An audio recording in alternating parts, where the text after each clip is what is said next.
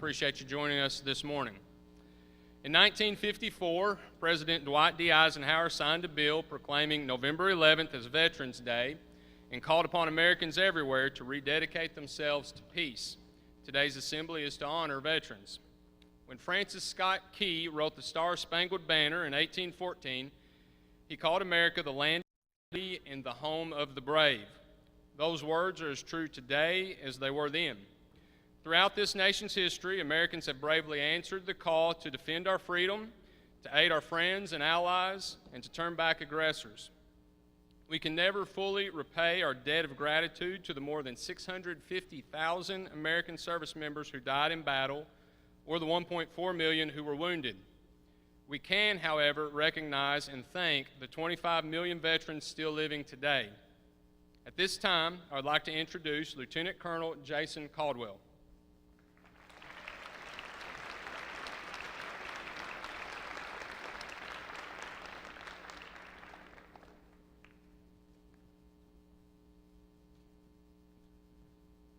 How we doing, Graves County? All right. In keeping with the nation's theme of 2018 being the year of the woman, we have decided to dedicate our ceremony to the female soldiers, sailors, Marines, and airmen who have served our country in uniform. Honestly, for me, the excitement and the media coverage for women seeking leadership roles in our country in 2018 really wasn't new to me. In my thoughts, it wasn't new to me. I served 26 years in the Army before I moved here to Graves County. And in those 26 years, I always had great soldiers that worked for me. I had great peers that were beside me and had great leaders that were above me. And guess what? A lot of them were females. So it wasn't nothing new to me to see female leaders doing great things. It wasn't how well a person looked in uniform or how well they address each other. It was how well could they do their job. We didn't care the color of their skin, their gender. Could I trust them? Could I trust him or her? And could they do the job well? If so, the good thing about the military, they'd move up in rank and take on more responsibility as leaders. Since our founding of the nation, there's been women serving in our military in some capacity. Even George Washington's army had a female in his ranks. He didn't realize it for a year. She disguised herself as a man until she was wounded. Then they figured out this is not a man, this is a woman. But her dedication, her love for her country put her in those ranks. And it's only grown since then. In World War I, for example, over 33,000 females joined as nurses and support staff. In World War II, almost 400,000 served in World War II. In 1975, President Ford signed Public Law 94-106 permitting women to serve in U.S. military academies as students for the first time. Hundreds joined that year at the West Point. Hundreds joined at the Air Force Academy and graduated and became leaders in their service. In 2013, Defense Secretary Leon Panetta announced that all military positions would be open to females by 2016. In 2015, First Lieutenant Haver and Captain Grest earned their Ranger tabs, becoming the first two women to successfully complete the U.S. Army Ranger School at Fort Benning, Georgia. Leon Panetta committed and permitted all women to apply for combat positions in the beginning of January 1st, 2016. This shift opened the opportunity for women to fill 220,000 military combat jobs.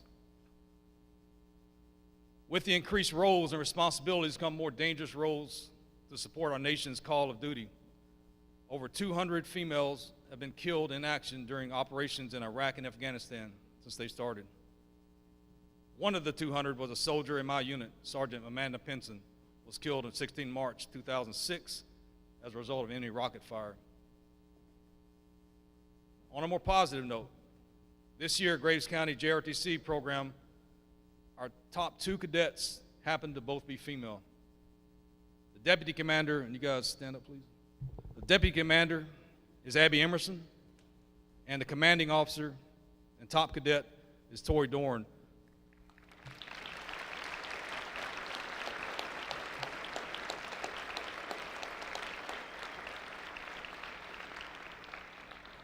And they weren't given these positions, they earned these positions. And every cadet knows that. So proud of you guys, and they're doing a great job as leading the program this year. Also, this year at Graves County High School, JRTC, our level 1 cadets, that's not just freshmen, but sometimes a senior will come in as a level 1. We have more level 1 cadets that are female this year than we do male. And that's never even been close before. I'm not sure what the reason is, but it's a great thing that's happened, that our females outnumber our males in their level 1 class.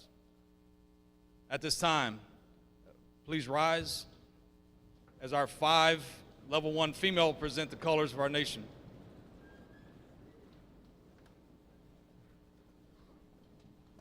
On the rifles, Cadet Gracie Akery and Zoe Kelly. Carrying the battalion colors is Cabrina Draffin. Carrying the Kentucky state flag is Josie Powell. And commanding the color guard and carrying our nation's colors is Cadet Chloe Bell.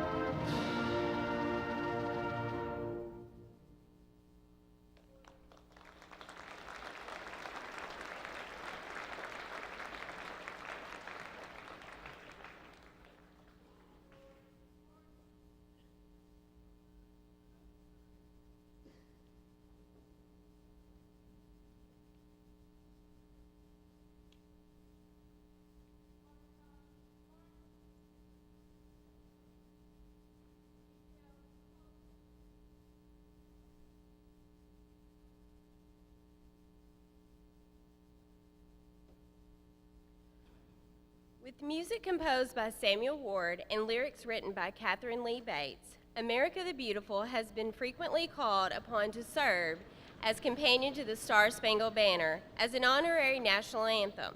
The GCHS choir, under the direction of Mr. Mason Rice, will now perform America the Beautiful.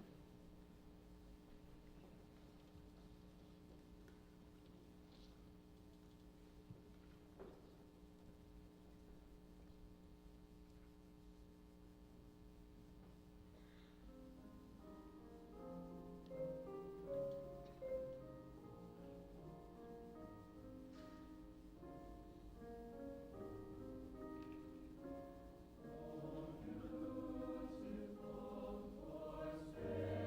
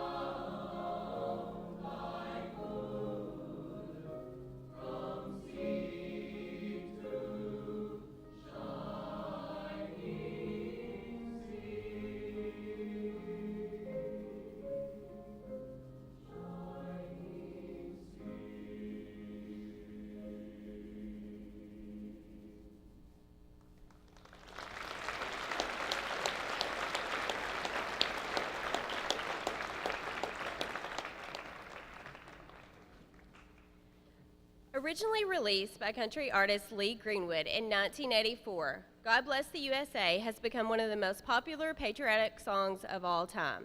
Expressing a profound appreciation for our nation and our blessings, the song should cause us all to reflect upon the pride we feel as Americans. The GCHS Jazz Band, under the direction of Mr. Richard Burchett, will now perform God Bless the USA.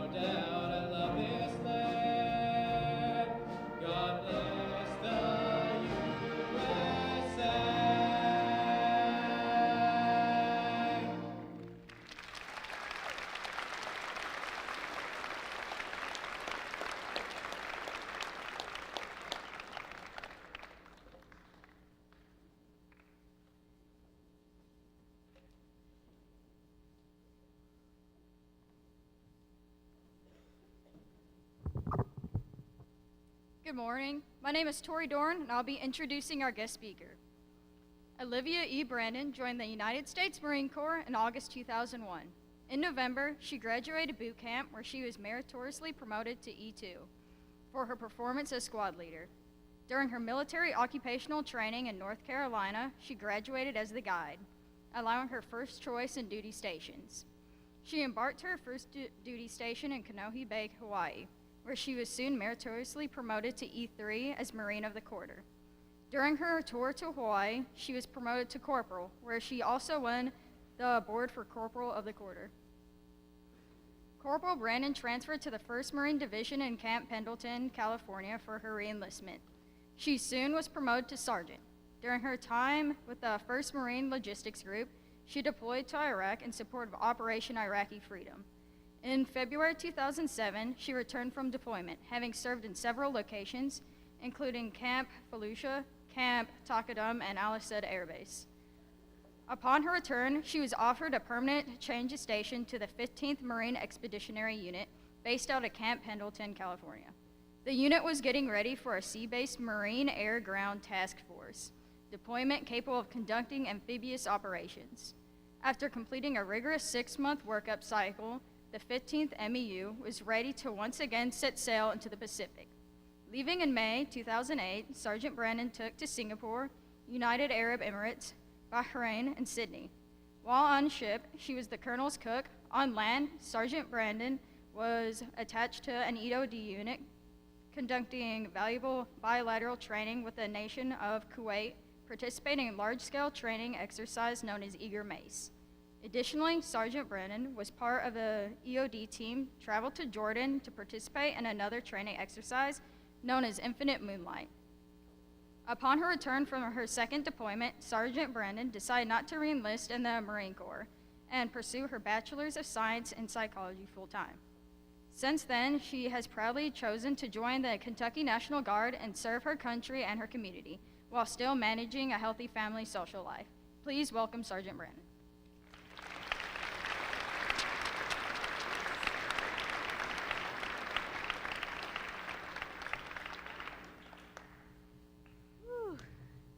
There's a big crowd. I want to thank Colonel Caldwell for inviting me. I want to thank all of you, Graves Eagles, for having me here. It is a pleasure and it is an honor. Before I start, I'd like to ask if there is anyone in the crowd who has served before, who is a veteran. Please stand up.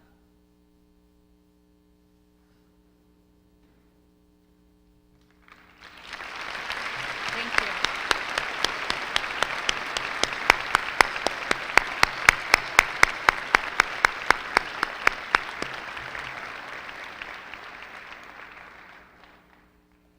And I want to personally thank you for your service.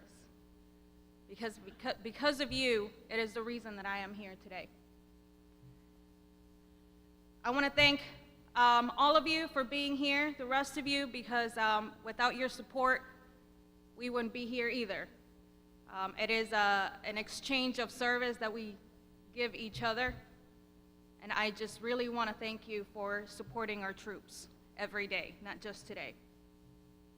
I want to start with a quote that says, "A nation reveals itself not only by the men it produces, but also by the men that it honors, the men it remembers." A quote by John F. Kennedy. I also want to say that even though we are kind of highlighting women in the service, I want to say that there is a joke in the military that says, "There is no color, there is no gender, you're all green, and you will all be treated just as badly." Veterans Day is a day to remember those who have served and are still serving. We remember those brave men and women who have served in places as Gettysburg, Shiloh, San Juan Hill, the trenches of France, the Argonne Forest, the beaches of Normandy, the deserts of Africa, the cane fields of the Philippines, the rice paddies, and the jungles of Guam, Japan, Okinawa, Korea, and Vietnam, and in the places like Panama, Somalia, Haiti, Iraq, and Afghanistan. We remember those who are part of our history and those who are presently serving to protect our future. Being a service member was never an easy job, but the troops in today's all-volunteer military chose to serve a cause greater than themselves. Many made this decision knowing they may be sent in harm's way.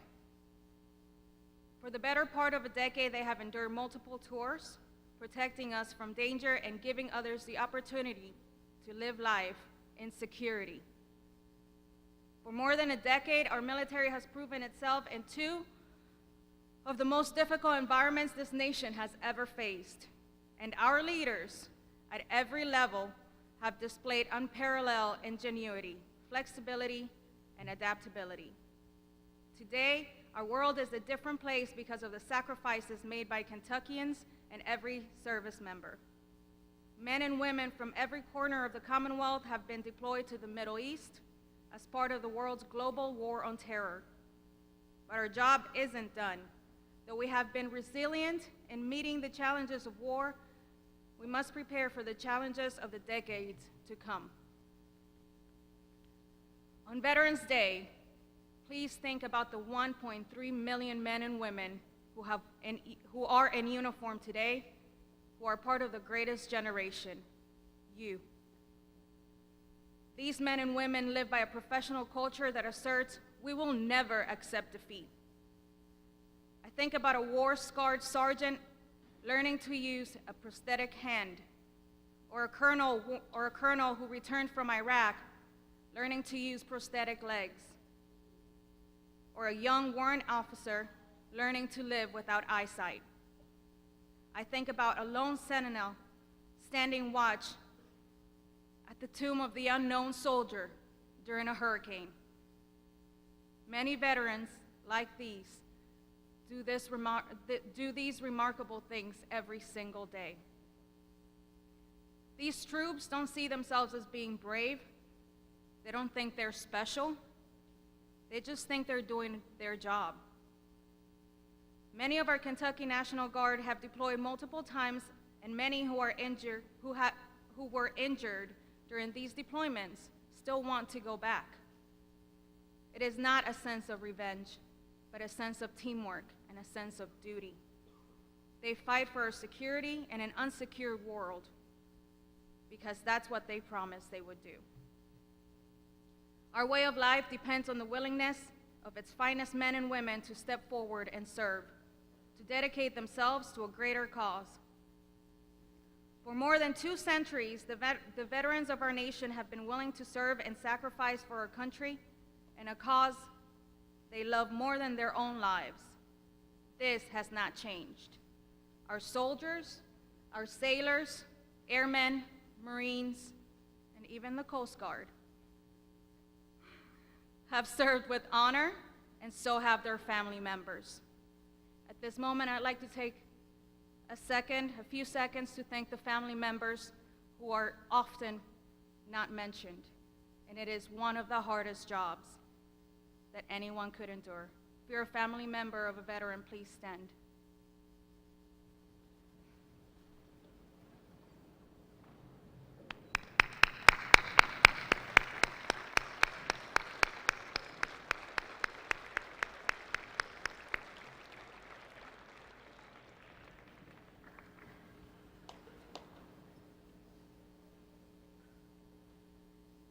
I am proud to be in the Kentucky National Guard.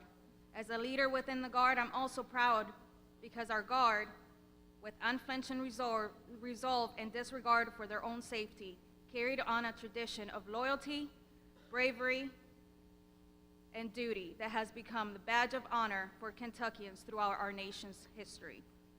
On this Veterans Day, I ask you to not just utter the words "thank you" to veterans. I ask you to please live a full life and enjoy the freedoms these veterans have fought for. Hold your head up high.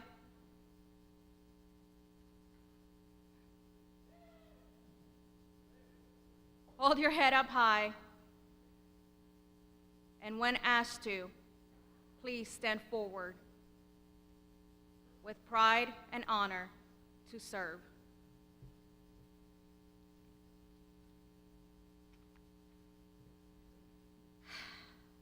Thank you for your time.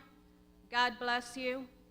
God bless our troops, our families, and God bless America.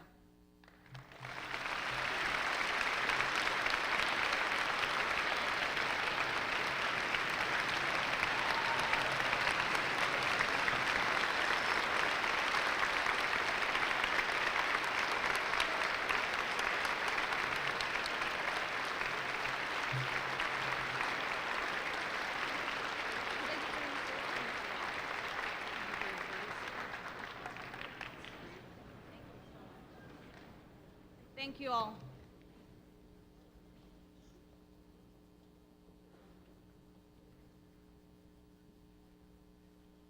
Thank you, Sergeant Brandon. To further honor the brave men and women who served and are now serving in the military, the Graves County High School Orchestra, under the direction of Dr. Laura Hill, will perform the Reap the Blessings of Freedom. This medley includes the official hymns of the Navy and Coast Guard, the Air Force, the Marines, and the Army.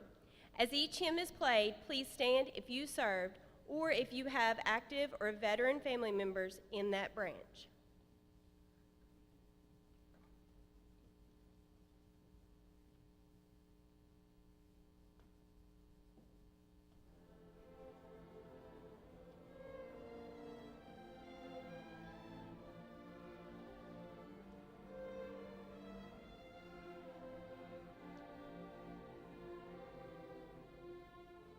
United States Navy and Coast Guard.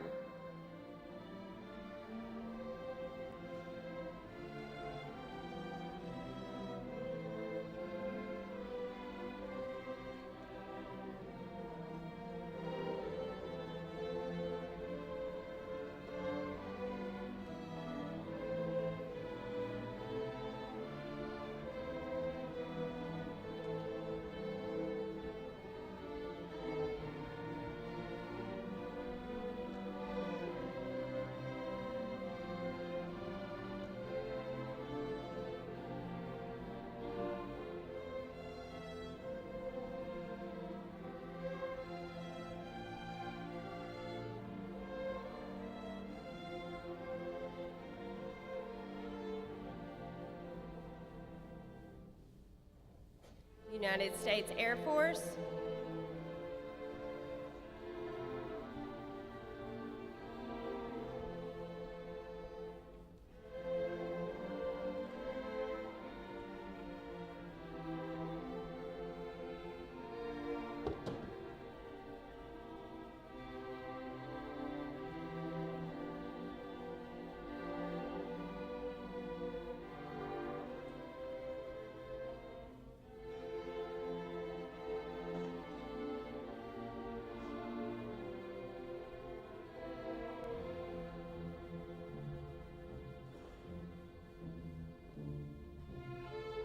United States Marines.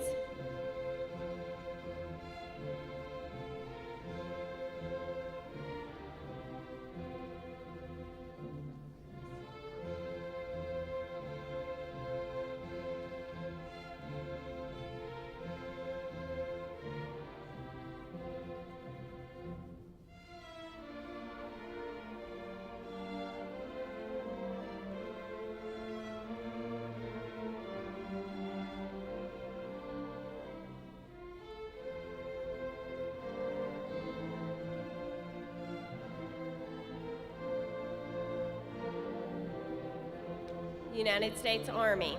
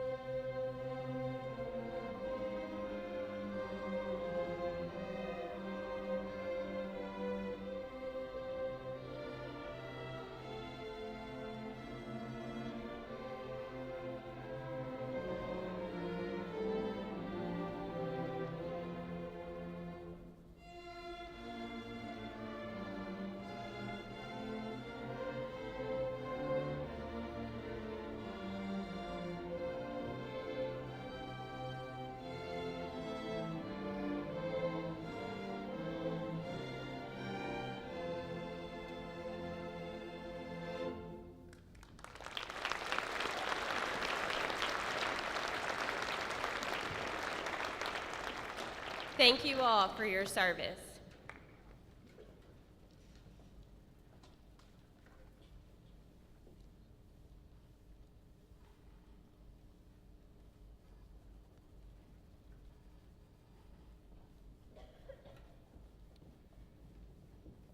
James Swearingen composed Lest We Forget in honor of his hero, his father.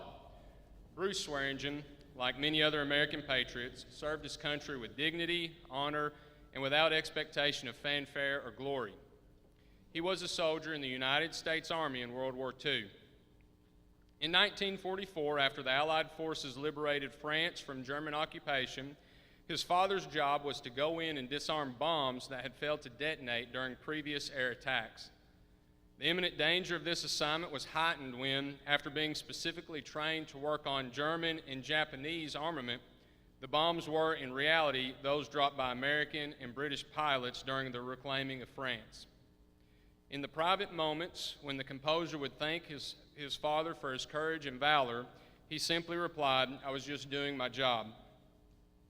While Veterans Day is primarily a tribute to our country's living veterans, and Memorial Day is typically a tribute for troops that have fallen, it is always appropriate to include a moment of silence in respect for those who gave their lives for our country. The bugle call of taps began as a signal for lights out at the end of the day. However, the playing of taps continues to be part of military funerals and memorial ceremonies. The concert band will now perform "Lest We Forget." In the middle of the piece, the band will stop and taps will be played. Please stand at that time and honor our veterans who have made the ultimate sacrifice.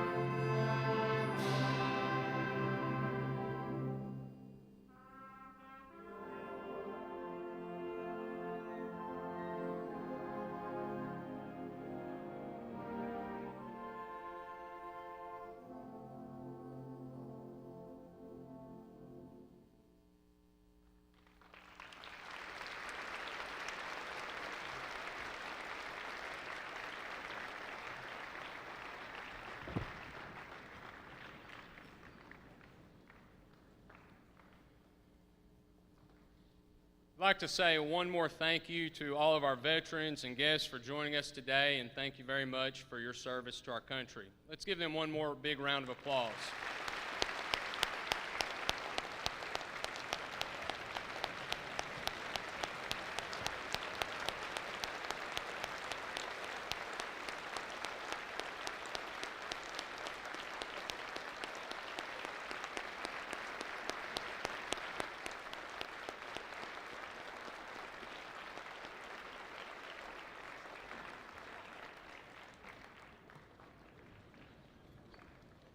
For this assembly to happen, we also need to say thank you to our junior ROTC. Y'all did an excellent job in your performance today, so thank you very much.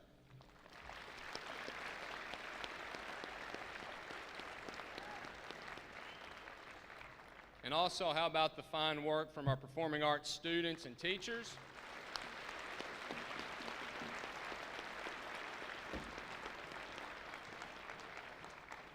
And finally, students, I appreciate your attention during this assembly. At this time, we are going to dismiss the second block. Let's have a good rest of the day.